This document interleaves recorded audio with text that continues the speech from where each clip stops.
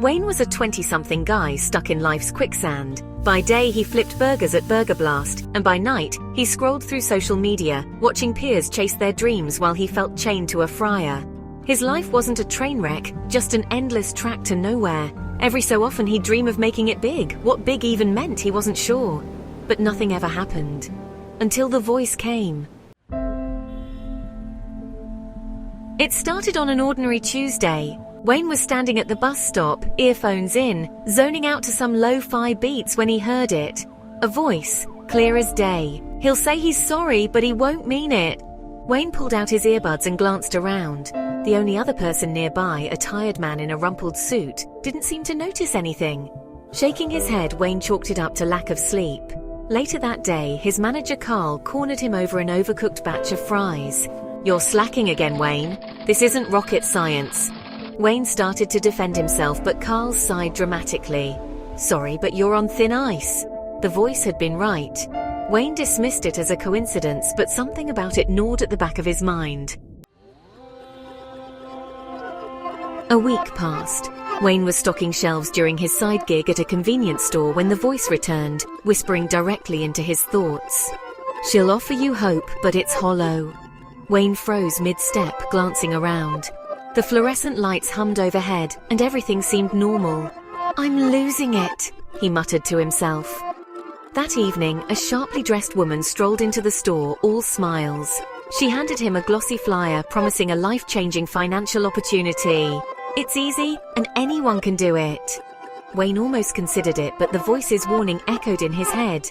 A quick internet search later, he discovered it was a well-known scam. This was no coincidence. By now, Wayne couldn't ignore the voice, even as he wished it would just leave him alone. Days later, while he sat on his couch playing video games, it came back. "Voice, he'll tell you he's done." But it's a lie.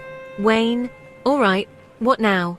The next day, his coworker Dave stormed into the break room. "Dave, that's it, man, I'm done with this place." Wayne didn't react, he knew better. Sure enough, an hour later, Dave sheepishly returned. "Dave, I was just blowing off steam. Don't tell Carl." The voice was 3 for 3, but what was it leading to? None of these predictions were life-altering. Wayne started to wonder if this mysterious presence was toying with him. The voice went silent for days, and Wayne thought maybe it was gone for good.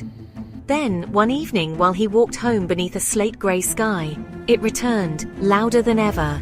Voice, 3 will speak, 1 will stand, the 4th survives. Wayne stopped in his tracks, staring at the cracked pavement. "Wayne, what does that mean?" But the voice offered no reply. The next day, everything unraveled. First, Carl came into the convenience store, unusually polite. "Carl, hey, Wayne, sorry for riding you so hard last week? No hard feelings?" The first. Then, an hour later, the same woman with the scam flyers appeared, smiling the same artificial smile.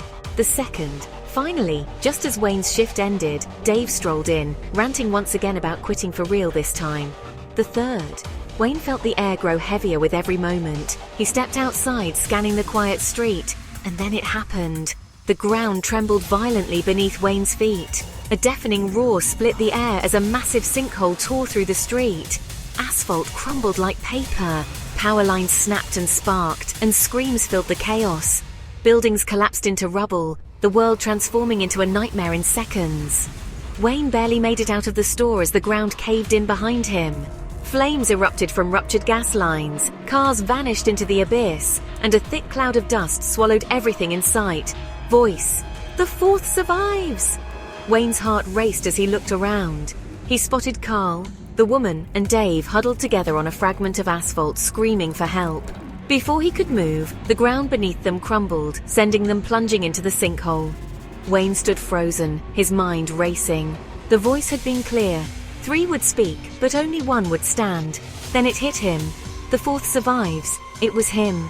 He was the 4th. The whispers, the warnings. It was all leading to this moment. The destruction, the chaos, it had all happened just as the voice had predicted. But why? Why him? Hours Hours later, Wayne sat on the back of an ambulance, a paramedic wrapping a blanket around his shoulders. The distant sound of sirens and the occasional shout of rescue workers filled the air. As he sipped a cup of water, his mind churned. Wayne, why me? You'll know when the time comes. Wayne turned quickly and saw a man, tall, nondescript with piercing eyes. Wayne, who are you? The man simply smiled and said, Man, because your story isn't over yet. Before Wayne could say another word, the man turned and disappeared into the chaotic crowd of rescue workers. Wayne sat there, shaken but alive. Somewhere deep inside, he knew this wasn't the end. It was just the beginning.